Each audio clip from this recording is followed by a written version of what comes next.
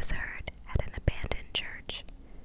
The roof had fallen in long ago, and an enormous sycamore had grown on the spot where the sacristy had once stood. He decided to spend the night there. He saw to it that all the sheep entered through the ruined gate and then laid some planks across it to prevent the flock from wandering away during the night. There were no wolves in the region, but once an animal had strayed during the night, and the boy had to spend the entire next day searching for it.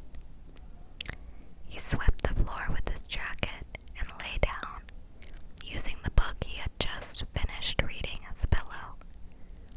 He told himself that he would have to start reading thicker books. They lasted longer and made more comfortable pillows.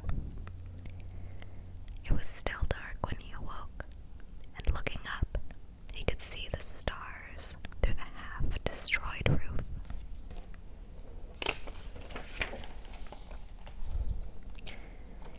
I wanted to sleep a little longer, he thought. He had had the same dream that night as a week ago, and once again, he had awakened before it had ended.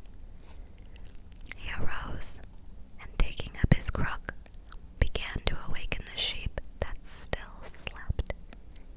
He had noticed that as soon as he awoke, most of his animals also began to stir.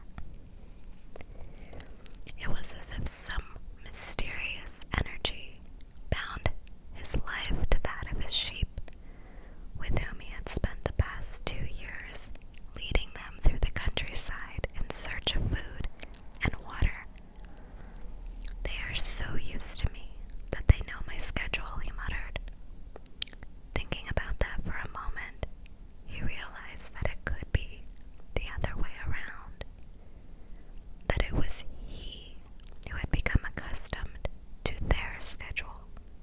But there were certain of them who took a bit longer to awaken. The boy prodded them, one by one, with his crook, calling each by name. He had always believed that the sheep were able to understand what he said. So there were times when he read them parts of his books that had made an impression on him, or when he would tell them of the loneliness or the happiness of a shepherd in the fields. Sometimes he would comment to them on the things he had seen in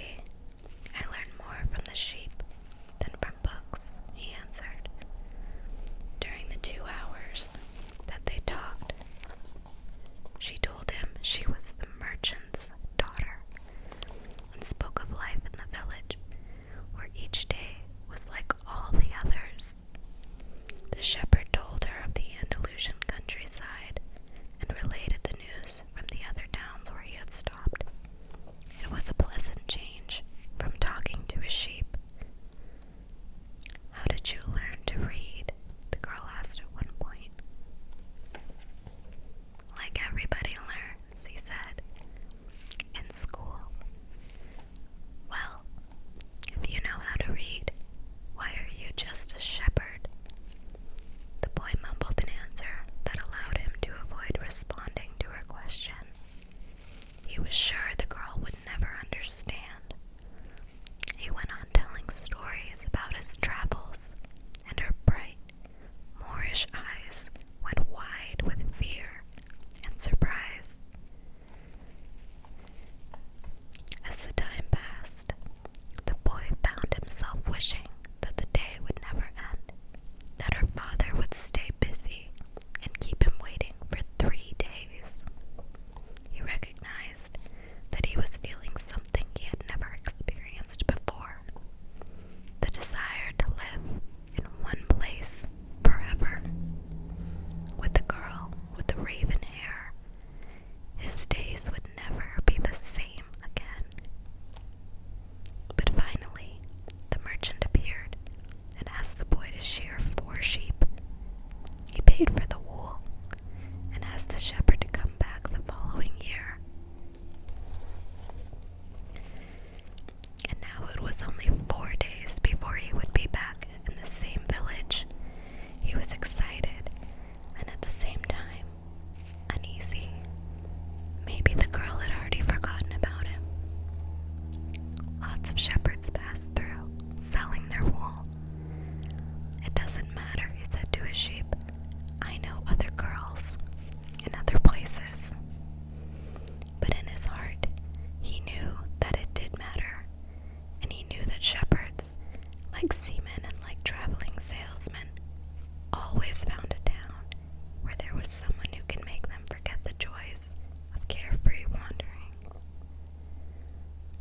The day was dawning, and the shepherd urged his sheep in the direction of the sun. They never have to make any decisions, he thought. Maybe that's why they always stay close to me. The only things that concerned the sheep were food and water. As long as the boy knew how to find the best pastures in Andalusia, they would be his friends.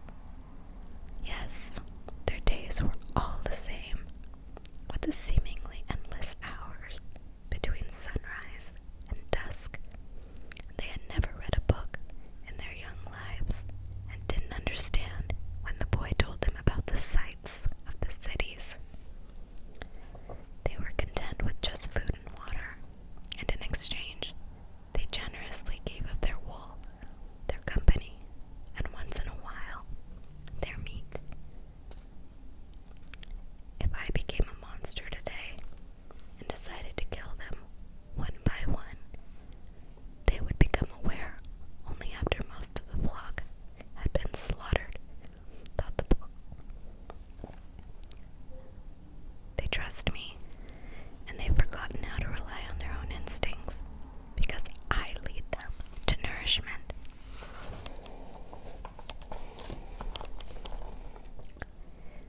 The boy was surprised at his thoughts. Maybe the church, with the sycamore growing from within, had been haunted. It had caused him to have the same dream for a second time, and it was causing him to feel anger toward his faithful companions.